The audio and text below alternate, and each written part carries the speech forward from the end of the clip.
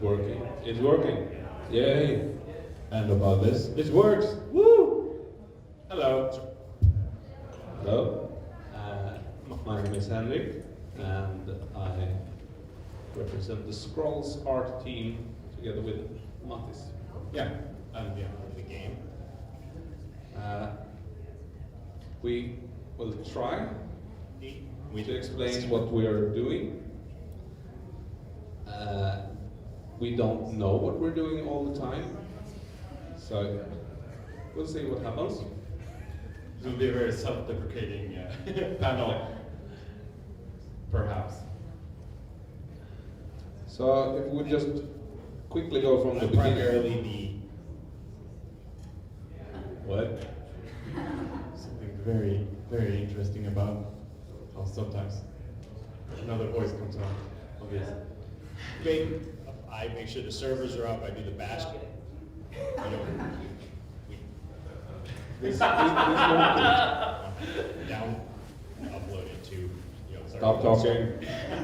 We'll just have to live with that. It's just gonna be, our friendly neighborhood ghost speaking through the speakers. So yes, we want to take you through the creation of the art of Scrolls. Like when we make the art, there's a process, and the people who play Scrolls, they only see the end result. So we are here to see, let you see a little bit of what happens before everything is finished, and that's what we're doing. Yeah. So the process was, in the beginning, we had to ask ourselves the question, what do we draw? That was not an obvious thing for us. So we had heard of this world of building. So we had a go at that. And we quickly realized that if you spend a week trying to build a world, you will maybe get a few sketches and a few lines about a tiny percentage of what makes a world.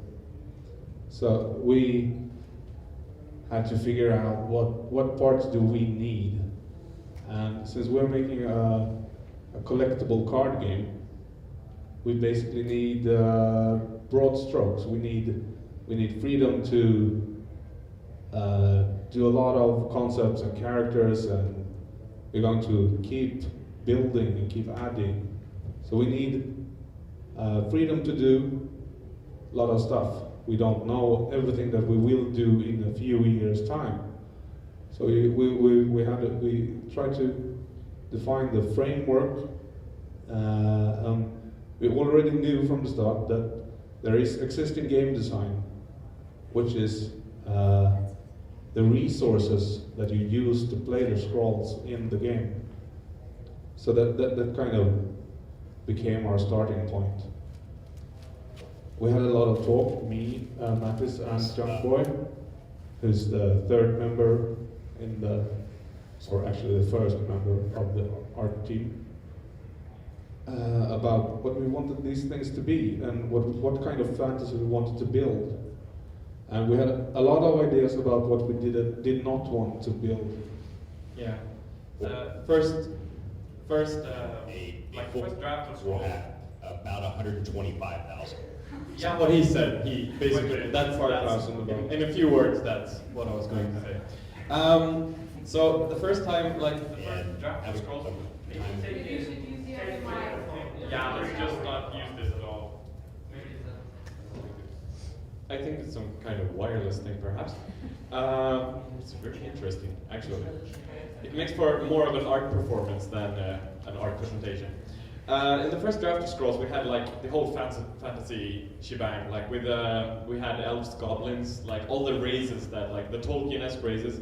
And maybe some of you will be disappointed by that, but we kind of stripped all of that away because we have a big case of hubris, and we really think I don't know, we think we can do things.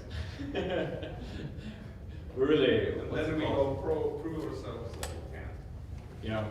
So we have grand illusions of that we can actually make things that are creative and unique. So we decided to try to strip away these races, and then we were left with a big huge blank page, and we didn't really know didn't really know what to make. All we knew was that we had a bunch, like, you know, the scrolls resources, energy, growth, order, and decay. I'll talk about that as well. If there's someone who's interested, who has actually played scrolls and knows about it. I see one guy here. Okay, you'll have it. You're in for a bit of a treat, I guess. But so we had those, and we had to define those. So the first thing we had to do was go through them. Like we started thinking like they are some kind of factions.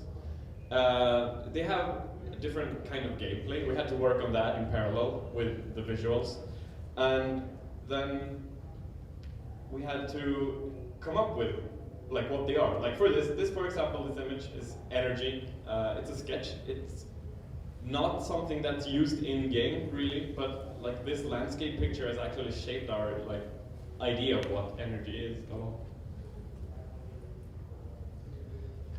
Yeah, and once you strip away the elves and the goblins and the dwarves and all the things we've seen before, what we basically had left was ordinary humans, and we felt that it was a good starting point.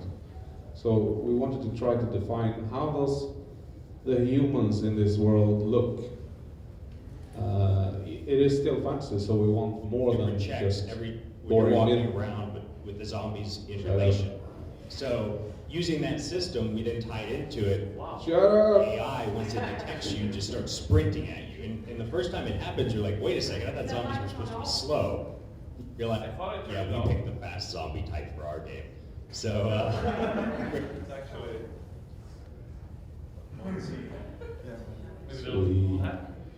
Okay, where was I? Yeah, well, humans.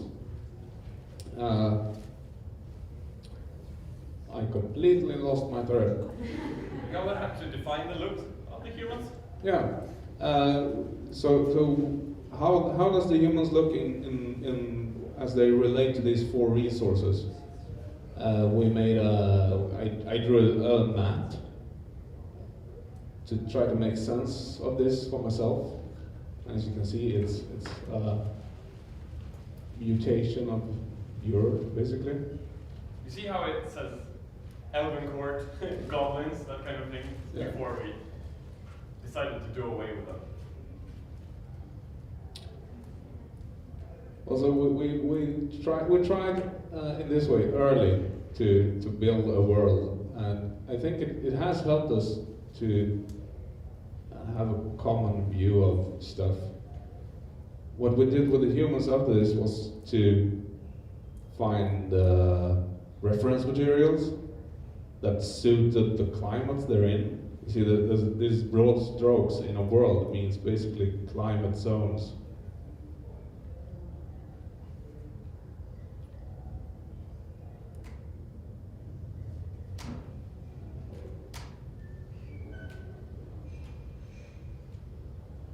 Yeah, references.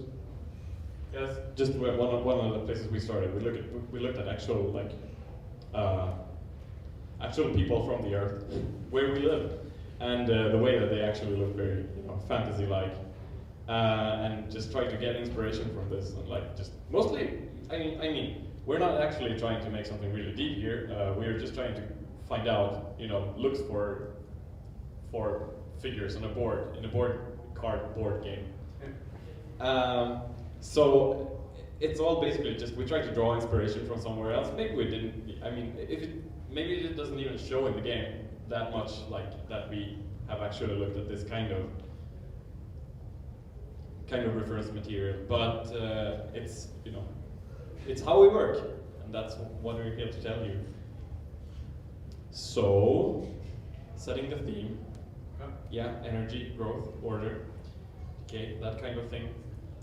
And then, yeah, the creation of the characters, I guess. Yeah, basically. Yeah. So I point out that we are aware that this is the starting, we're just starting out with this world. So we set out to make the humans as a baseline.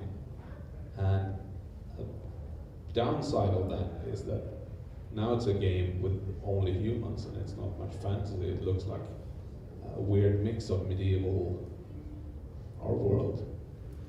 But we'll get there. We have really started to experiment and try to find what are the other more fantasy-esque parts of our world. So keeping in mind, we're trying to avoid the worst fantasy tropes. And sometimes we can do that, sometimes we fail. Yeah. So let's go into the process of creating a character in the game, because I think that might be interesting. So basically, easy enough. And I can talk about the concept as well, because I think that's that's part of the whole process. Let's see here. So first of all, we make a sketch. This is a very, very vague sketch. I'll just duplicate it so it shows up on itself. So this is a man from the growth people. We tried to make some kind of because growth, you start thinking about nature grows. It's one of the most growthy things. So yeah, that's a question. They do look a bit Nordic, yes, because we tried to kind of dig where we stand. And like lots of, in fantasy it's quite popular to make Nordic kinds of tribes, people. And yeah, Vikings. Vikings are very popular as a fantasy trope, or like just storybook trope. And we're like, well, we maybe don't quite want to make Vikings, but the whole Nordic thing, I think we have, we live more in it. That, like we've actually learned about it, maybe a bit more in school, maybe we're just naturally inclined to be a bit interested in it because we are Nordic. So whether or not, if it's our hubris showing up again, we think maybe we can make an interesting take of the Nordic people. So that's the kinfolk in Scrolls, which are a bit of a, like they're a peculiar mix between a shamanistic people and some kind of Viking-like warrior people. So we try to like put more fur and feathers on them, and like that kind of weird totem, not weird, but totem imagery, like show that they are very connected to the naturalistic world somehow.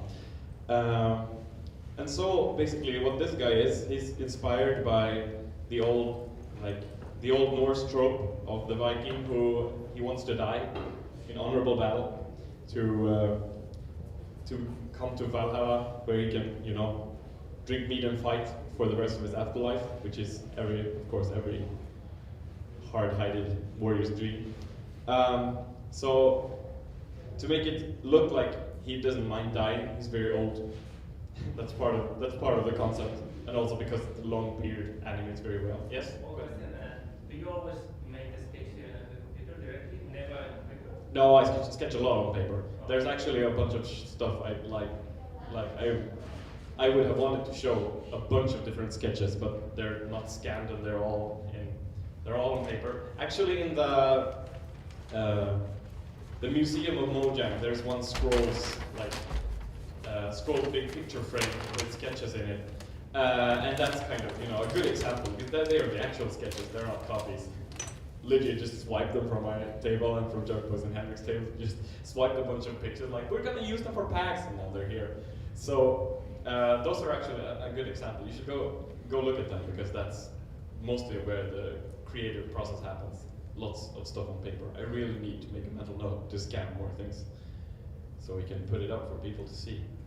So, but when we make a character, there was a sketch. I think there's actually the final sketch, or one sketch of this guy on there in the frame. So that's even more appropriate. Here he is adapted for standing on the playing field, so he's in a bit of perspective with his legs and everything, so it's going to fit well on the playing stage. Drawing a bit of poses. The way we animate this is that we cut them up, and then we move the limbs, the parts in Flash, and then we export them through a complicated process I won't be talking about, because I don't know it. It's a program that Aaron scripted. Thank you very much, So we draw a bunch of different poses. Usually not this much. We've become very good at saving time in this process. So a different bunch of poses that we are going to use and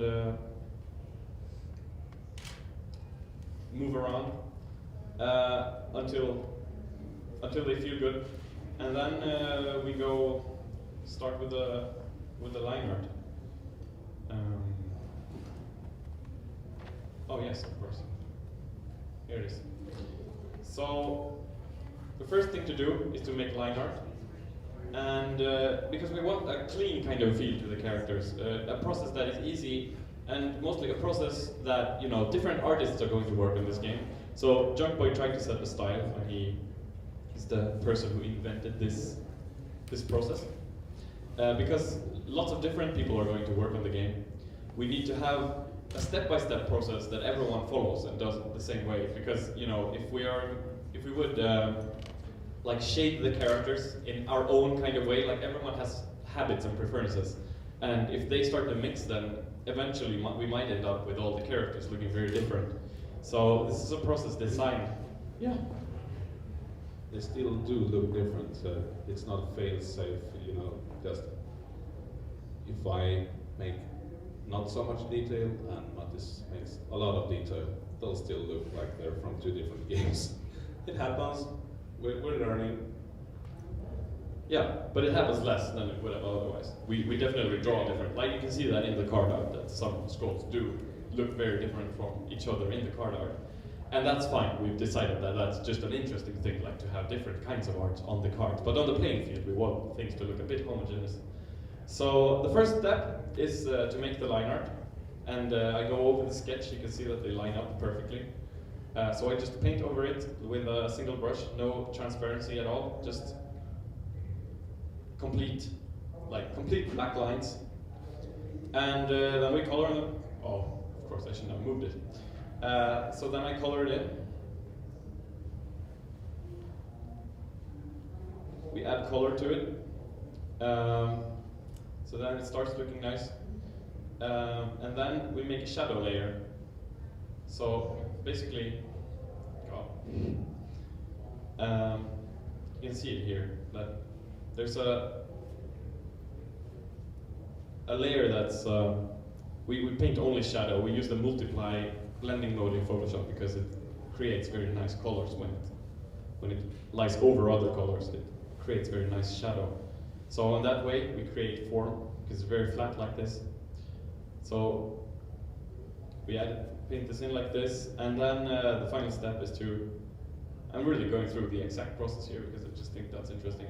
We decrease the transparency of the lines so that everything becomes a bit smoother, and then we fill back in some of the black lines to make the shadow pop even more. So that's the creation of the basic creation of a unit in Scrolls, and then of course we have to do it with all the other poses. So that's what we do, and then the last step and the most boring step. So I will definitely not do it live for you because you would just see me swear. Of course, some people think that kind of thing is entertaining as well. But what happens here is that, let's see if there's an auto select. Let's turn it on. So what we do here to make the thing animatable is that we just split it up in a whole, we cut it up in a whole bunch of layers. Like the beard is cut up in 3 parts, so we can make it waggle a bit when he runs. And at this point, all the layers are collapsed. Yeah, we flatten all the layers into a flat image, and we cut them up. And then where the cuts happen, of course, there's like, if you start spinning them around, start animating them, I can actually show exactly what it looks like, because we have to. There's another step. I thought I was done with this, and then I realized that I wasn't, and that's good because then I can demonstrate to you exactly how it looks. Because this guy is not in the game yet. no, this is a DK character. Maybe you saw that. It's not in the game. It's it's a zombie, but we don't want to call it a zombie because we're so different. We at the Scrolls team, we don't make zombies. We make things that look exactly like the zombie with a mask on. See, he's pretending to not be a zombie. Not even he thinks he's a zombie. So the thing that happens, actually.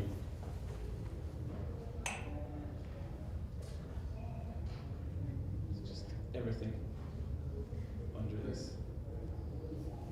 Hide everything. Taking time. Of course. So, as you can see here, the arm, like when we cut them up, like this kind of, you see that there's a big cut here, like a big hole. And what happens is that when we animate it later in Flash, and I can actually show you an approximation of how the animation is done as well. Like we just take the parts and rotate them around. And like you can see here, like a big hole appears. So the thing we have to do then is that we have to go through all of these parts, and I can really kind of do this with the touchpad, but I'm a bit ambitious. Ambitious is a word I've been looking for a long time. So what we have to do basically is that we have to paint in all the holes, like fill in all the holes by painting like this, but not with a touchpad. No, actually, this is the creation of Scrolls with a touchpad and everything. It takes a long time.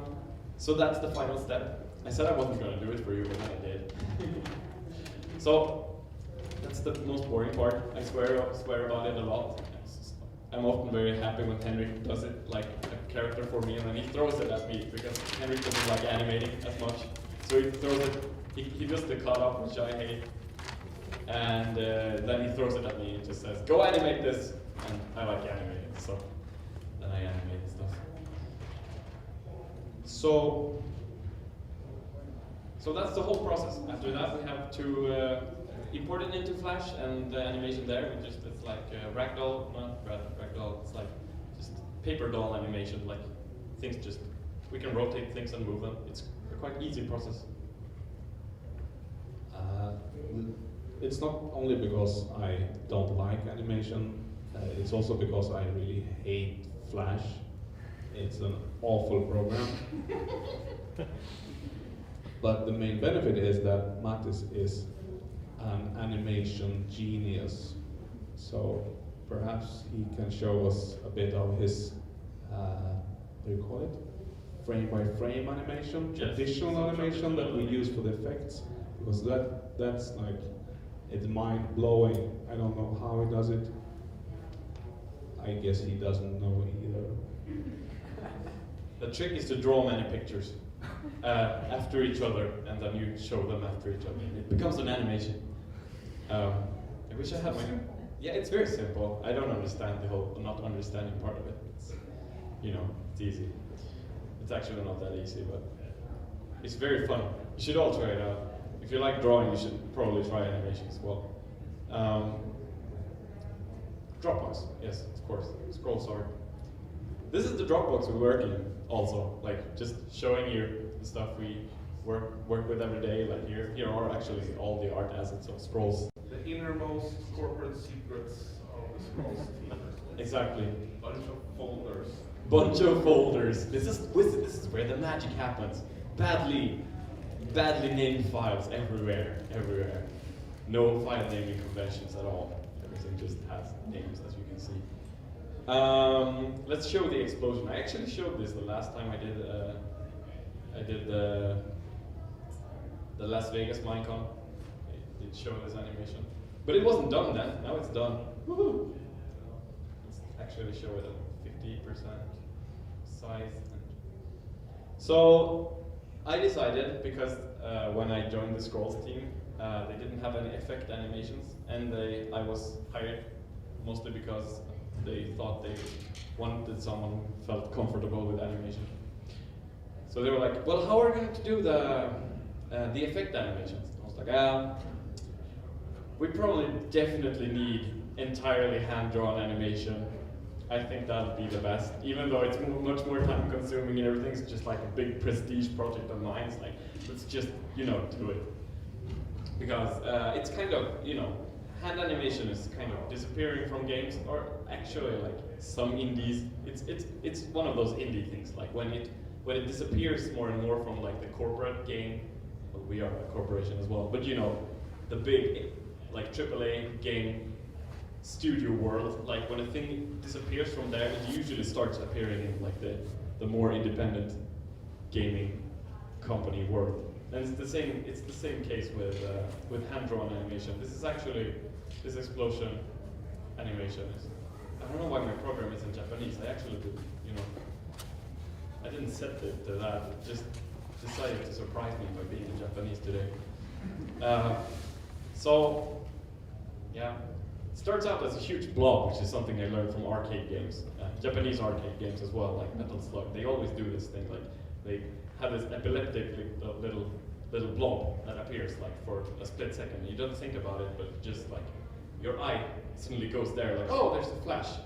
It's very interesting. The black before is just to make the white even more overpowering. It's not very nice to people who are epileptic actually. I don't know why Japanese people don't like epileptic people. So I can't really show the process of drawing this, but actually, you know, this is all hand drawn. I use a process with this as well. You know, I sketch in like large shapes and blobs, but then I detail it more and more. But yes, this explosion, and what happens is just drawn entirely, hand drawn frame by frame. This is actually a pixelated program. Like you're supposed to work in this kind of resolution, but since computers are so strong nowadays, I can just, you know, zoom out, just do it extra large, and then when we put it in Photoshop, we just resize it a bit, and it becomes very smooth. So, and then we put a lot of layer effects on it in Photoshop as well to make it, you know, smoother, have more like gradients on the color cells and that kind of thing. But this is, you know, this is the process of making a scrolls animation, and I'm the only one who does it as well. It kind of fell on me to do all of the animations, but I'm fine with that. I like that. So I'm very proud of this one. I think it's huge. How long do you spend on those? Weeks. Well, I don't do all of them like this. You know, this is very reusable. Although I have made like 4 different explosions because I think it's fun. But you know, this kind of animation is actually very, very reusable. Even if I spend a week on it, you know, we can save other weeks' work by just reusing the same explosion again and again. Let's see if there are other, like there are much different and very much more simple kind of animations. Oh God, why is this here? Oh, this is hard to. This is actually not being implemented yet, but Aaron expressed interest in. This is one of the worst features of this program, I might think. Okay, so there we go. You've been freed. Now don't escape. This is actually an effect I was thinking about using when someone hits with a sword or a bladed weapon. It would, you know, on the character it would do this little nice animation. And then there's another one. This is actually the normal hit animation nowadays. Like when something hits something else, this is the thing that pops up. And these animations are very needed in the game, I think, because if they're not there, something feels severely lacking. Like in Skyrim, for example.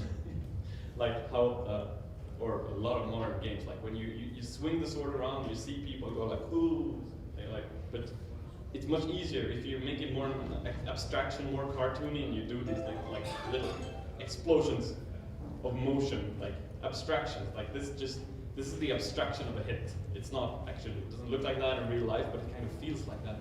Yeah? It has 2 steps. It has what? It has 2 steps. It makes it a little bit cooler. Yeah, it does make it a little bit cooler. I really do agree on this. Because idle def and idle x. I have no idea why one is x. Let's go for the x one, because I think that sounds much cooler. It's apparently a very big file. You know. Maybe it's the x that just makes it. Now I broke the program. Close it. Close it. Yeah, we should show some product. Is there anything here? I just want to know if there's anything. I really need to make more. That's the one I was trying to show, but it wouldn't want to show up. So I'll just show the slime explosion as well. I think that one is kind of fun. We make a lot of dirty jokes about it in the office. It's very It's one of the first. slimy and splashy. Yeah, it's one of the first ones. Let's see here.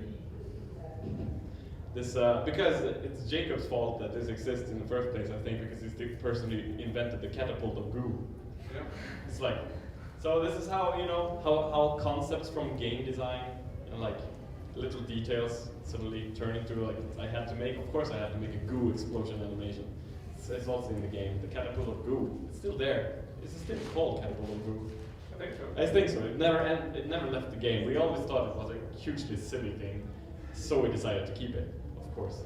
So this is the animation, the starting animation I made for it when it explodes. It's also entirely hand drawn. I drew all the drops because I just think something interesting happens when the human hand goes through everything. I don't know if it just appeals to me because I made it. That would be embarrassing. But I also I think something magical happens between how a human mind, I see things that move and then I try to recreate it and I make mistakes, but those mistakes are very human mistakes and like errors that a human would make. And I think that subconsciously appeals to other humans because their brain there's more appeal to human kinds of mistakes because we subconsciously like flawed things that are flawed in a way that humans understand. How many frames are in something like that? How many frames are in that exposure?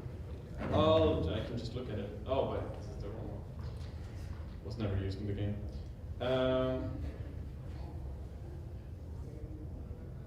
Was it Slime Explode Core 1, the one I just watched, I think? Now it has to load everything again, of course.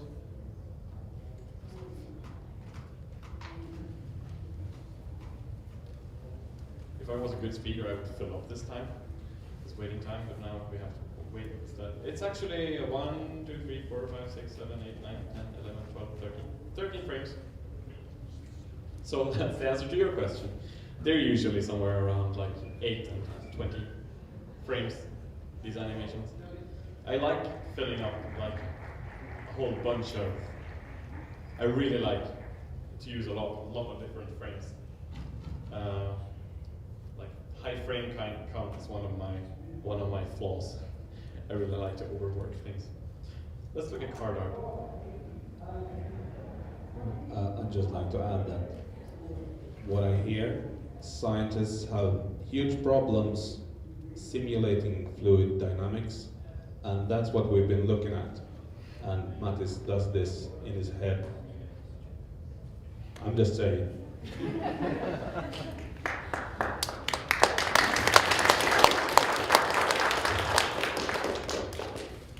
So we looked at the Kimfo. Yeah. What's beautiful? The old guy. Oh, yeah. So and we looked at the Frostbeard guy. We looked at the part that's on the board, and before he gets to the board, he's on a scroll, and the scrolls have art. So let's just look through this. I don't have anything smart to say about this. This is they're small pictures. You want to focus on something simple that is readable, convey some kind of feeling or action or something that's in line with the resource it's in and in line with what it does. So if you compare us to other card games, this is one of the areas where we trying to be effective. Look at Magic the Gathering. They have huge expenses. They hire the best and the brightest of fantasy artists and let them spend weeks on pieces. But that's really impressive, and it's also not possible for us So if you look closer at these pieces, they're basically not much more than sketches, most of them. But we have identified that this game will stand and fall with the amount of scrolls that is in the game. So we really need to have some kind of pace to it. Which means we'll let Mattis do animation, a single animation for 2 weeks, and I do card art, 20 card arts in a week. Or something like that. Yeah, that was very true. Yeah, it goes up. It is also art, so you have to follow your heart sometimes, and if I get really inspired by something, I'll spend more time on it. Like the... Which one? The one with the grizzly raft. Oh yeah. Oh, I like that.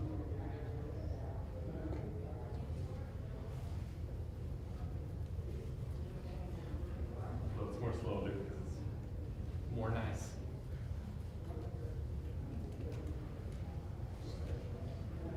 So here I broke all the rules. I consciously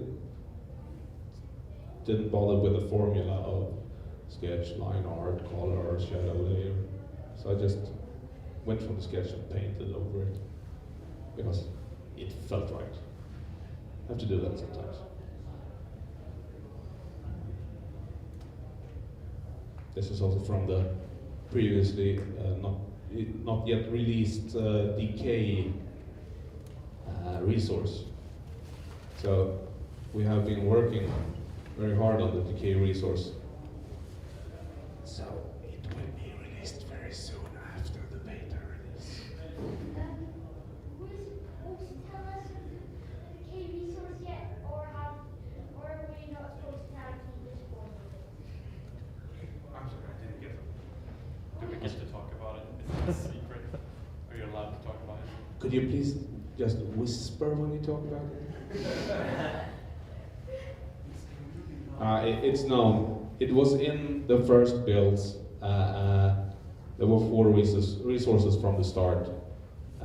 So when I started at Mojang, I just looked at Jacob and I said, seriously, you can't spread our resources over 4 resources. That it won't be enough in each of them. So okay, we'll just hold off on one of them. So the plan was always to have 4, and we'll have that soon.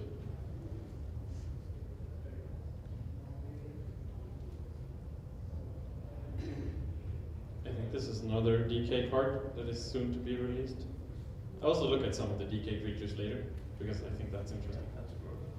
This is a growth card, yeah, of course. We're introducing some stuff. I won't talk too much about it, but there are rats. They're both in growth and decay, because that feels like, you know, the cycle of rats. They reproduce very growthy, and then they spread disease, which is very decay-y. So the rats, they have found a very natural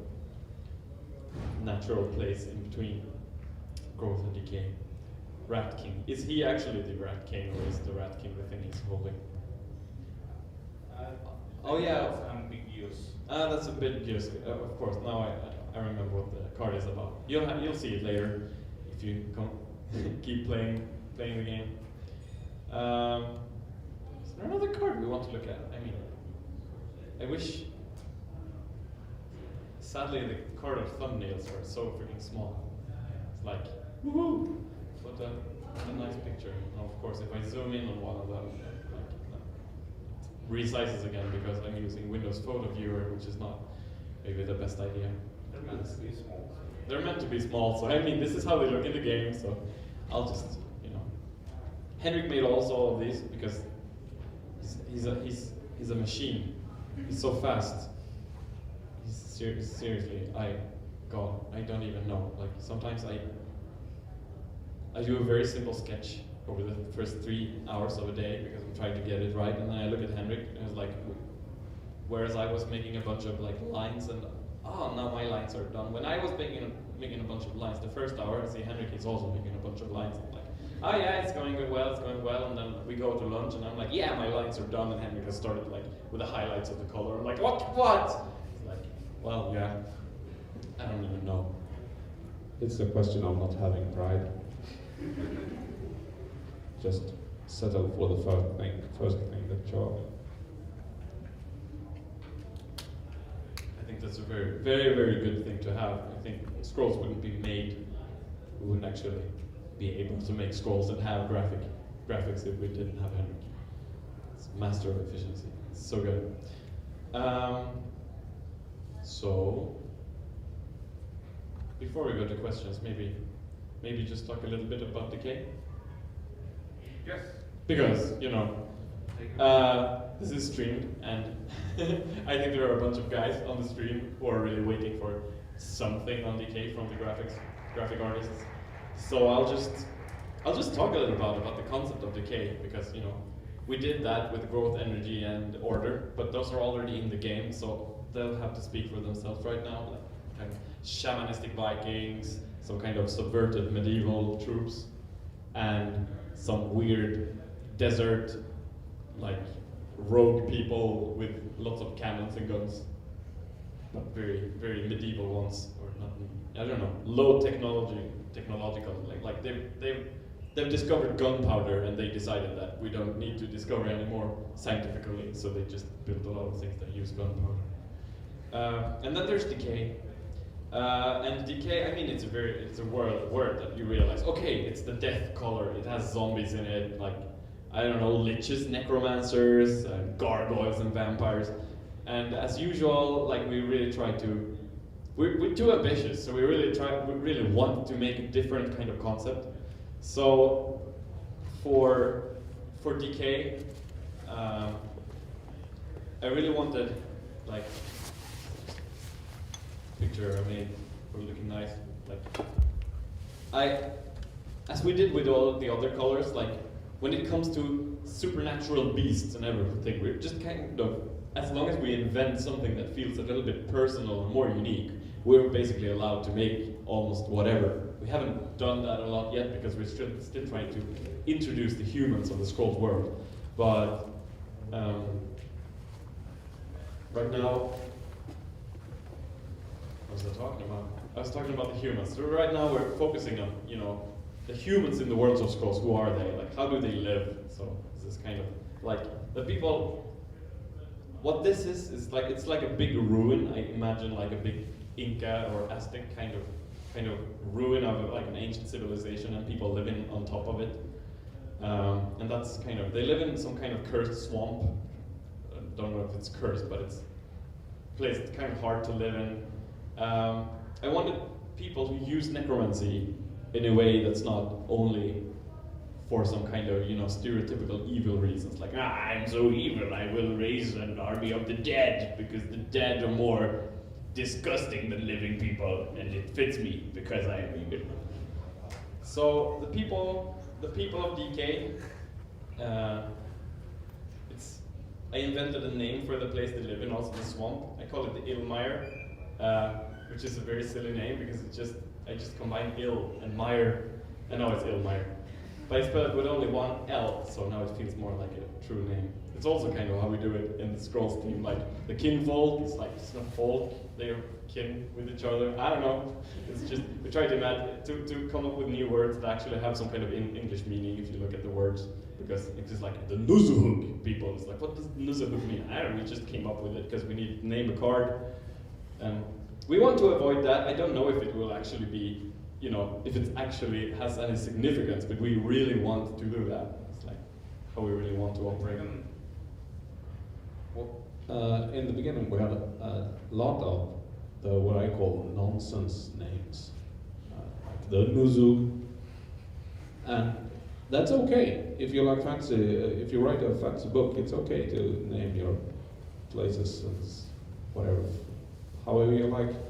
But I kind of felt that we are going to be making a lot of scrolls, and in them there are going to be a lot of people, and we're going to be writing a lot of small pieces of text.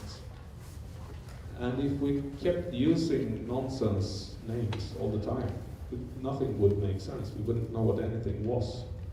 So I felt I've been championing the use of words that seem to have meaning. About that.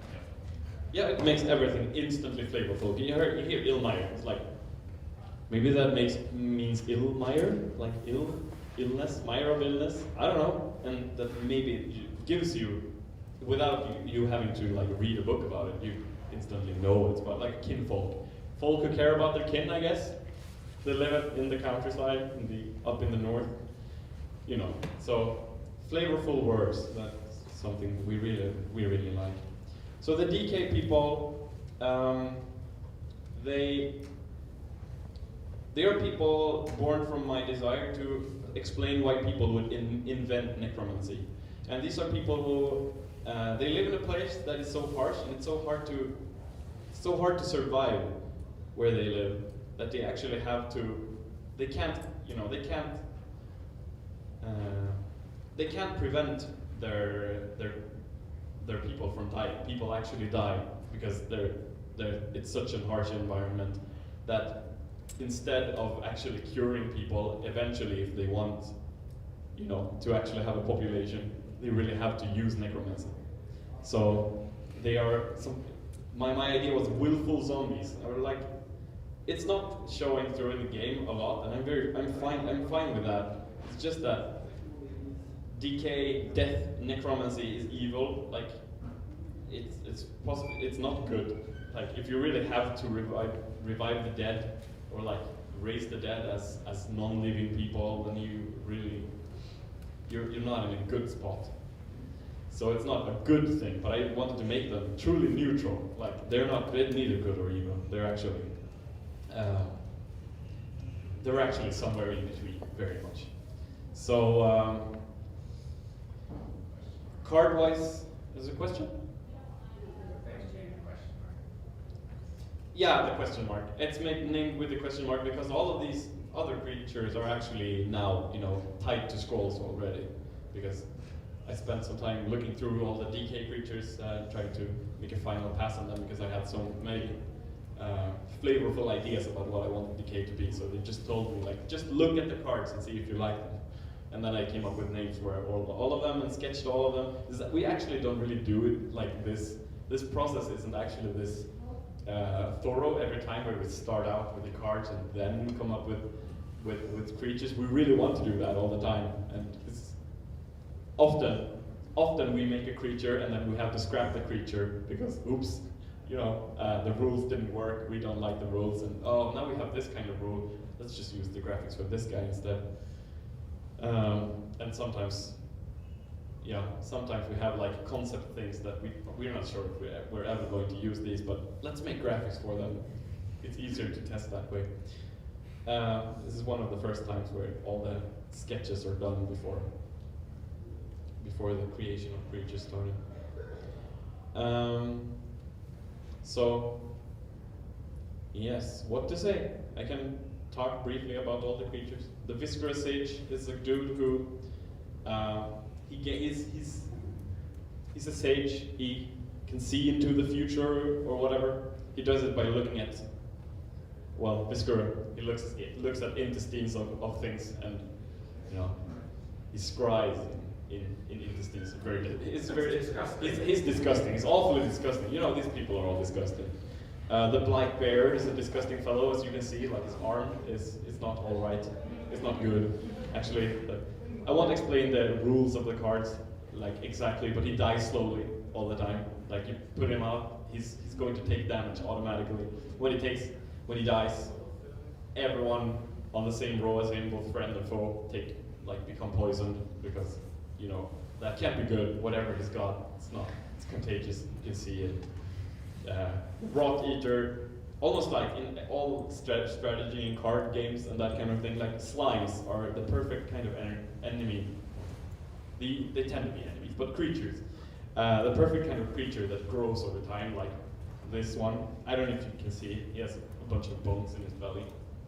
It's trying to tie gameplay and graphics together. He has a bunch of bones in his belly because gameplay-wise, every time someone around him dies, he becomes stronger, or he. Maybe it's a she. I think it's an it actually.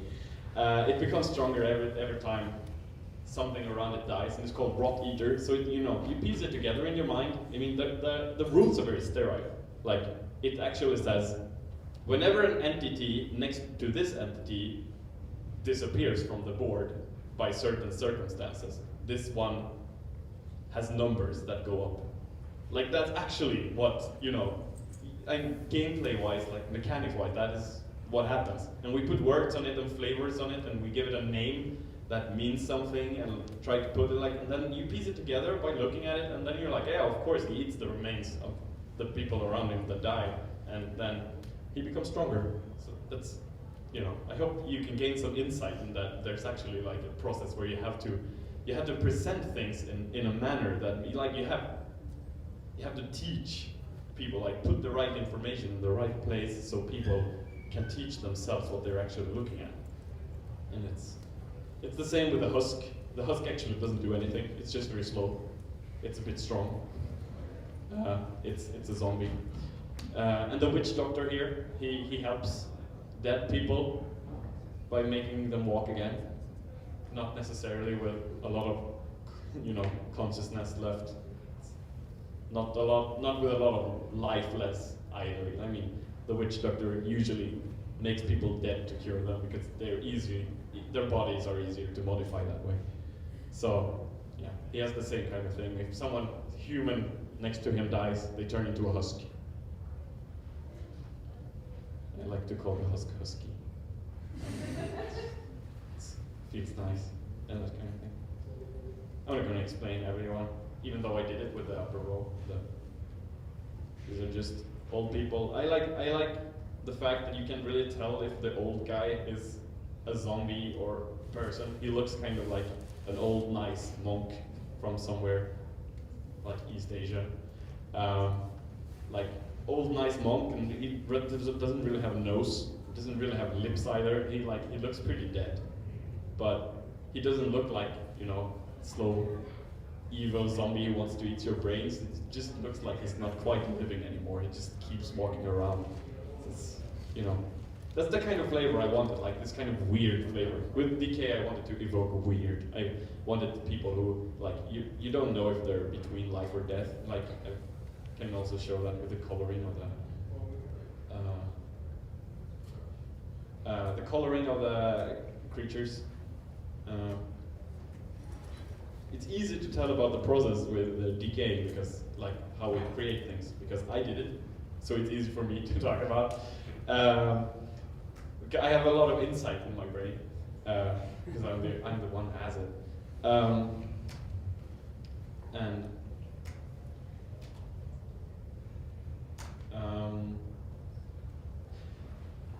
This process, it's very fresh in my memory because this is what I was doing before I didn't prepare this panel very much because I was busy making scrolls, characters, like actually drawing these things. Has anyone here seen the movie Akira? Yeah, I was, Tetsuo. It's a homage. It's intentional. I'm pretty sure someone would say I ripped them off. I guess that's the term for it. But as you can see, I mean, this guy, as I said, he dies slowly. You put him out on the board, he doesn't really survive even if he isn't attacked. He just dies slowly because, having an arm like that can't be good. Can't be good for you. So, yeah. I would just want to talk about the coloring of the DK characters. Yeah, the colors show up pretty well. Like, they don't look very alive, especially like with the blue kind of shadows that we use. It makes them look like, this is kind of, he still doesn't look very healthy, but when you add on the blue shadows, it really like drives the point home that these people don't live in good conditions. So even if you don't know that, I'm very, very interested in seeing the initial reactions of people playing with the DK creatures without knowing anything, because I have this very rich backstory to them. And people who don't know that, I really want to know what they take from it when they see the DK characters for the first time. They're like, hey, they don't make sense. I don't know if they're evil or good. they suck. That tends to happen. That's kind of an interesting part. We have the limited bandwidth of telling you a story about these guys. We have a picture, and we have a small line of text at the bottom, and then we have the guy on the board. That's not a lot of bandwidth to tell a story of something. So we try to hint at it, and this we can use to our advantage. It means sometimes the hints are just hints to make it seem like there's a backstory. I'm sorry, this is the truth, naked truth. But most of the time, while we're working on it, we are making up the backstory. So we'll have the backstory, we will have the backstory. And hopefully, we're hoping that the small details we present will show something of this world in the end. I think we have a pretty common view of the world and what we want to show, but the way we show it in is kind of limited. So hopefully it will become, give people a feeling of the world rather than actual facts.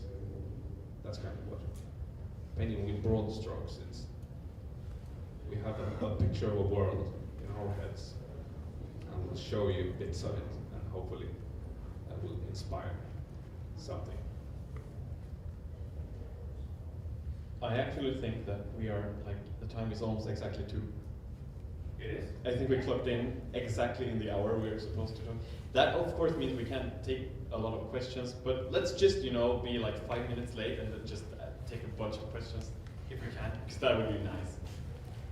I wonder if you guys actually,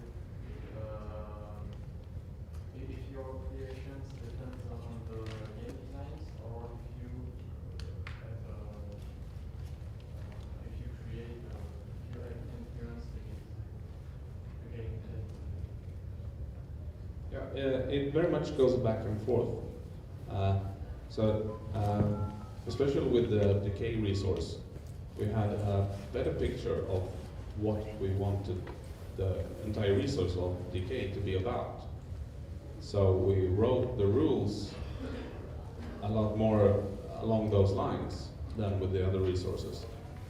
And then it goes back again to actually making the actual, then we look at the rules. So it goes back and forth all the time, and sometimes something will inspire rules, sometimes the rules will.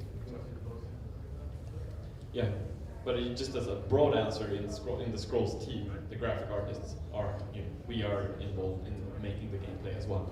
So, everyone from the Scrolls team can basically work on the gameplay, even though we make different, like, our craft is different. Some people have to write code or the game won't exist. Some people have to do art or the game won't, be visible.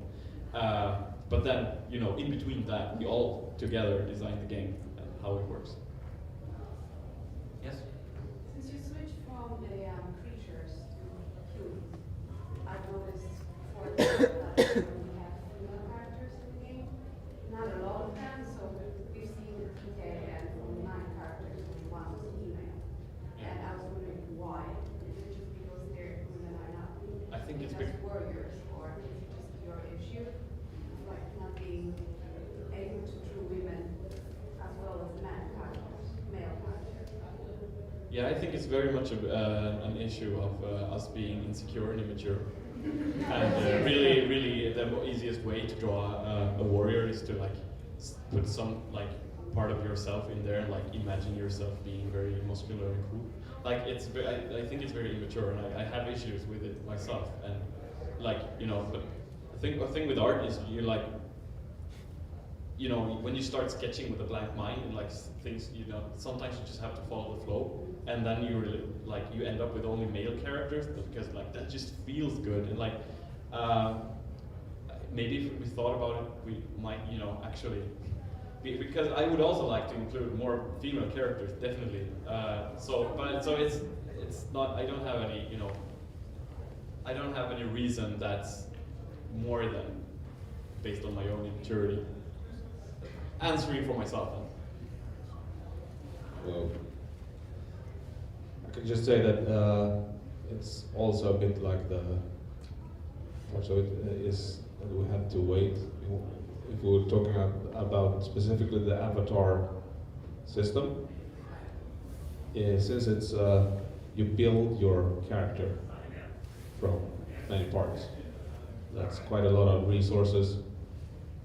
So I have started working on the female set. Like I didn't have time to make 2 sets, so I had to choose a gender. And we also one with a beard. Yeah, we have a beard fetish, all of us. I'm sorry.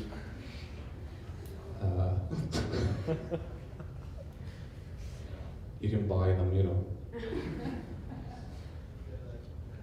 Yeah.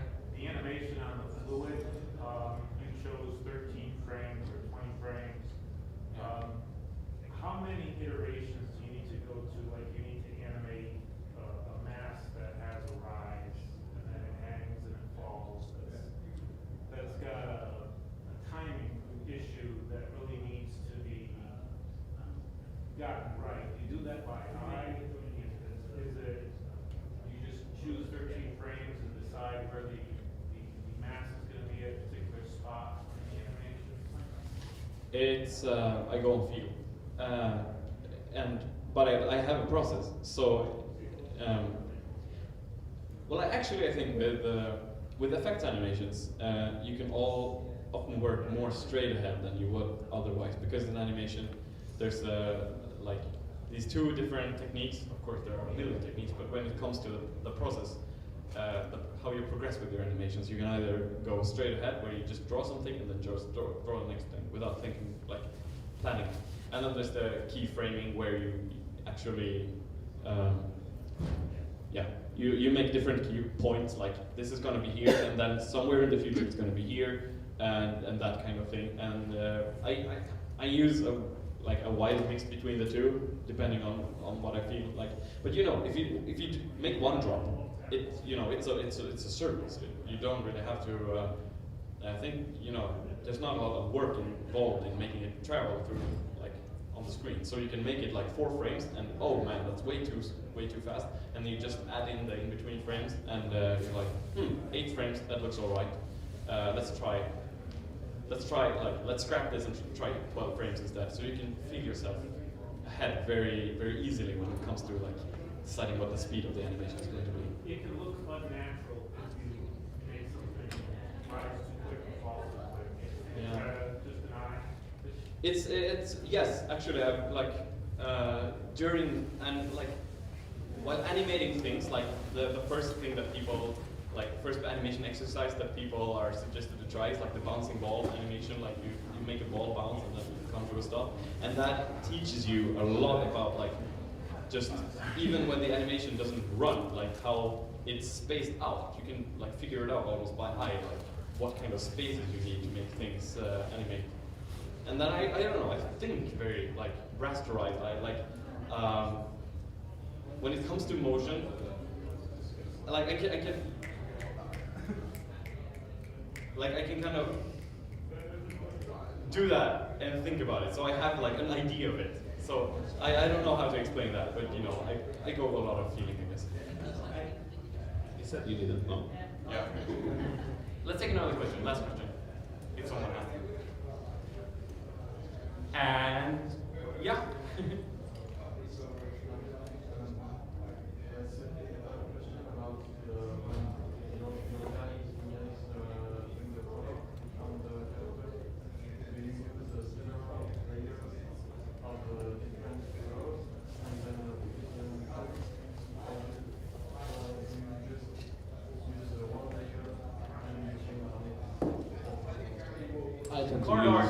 Card art or animations. I like the characters.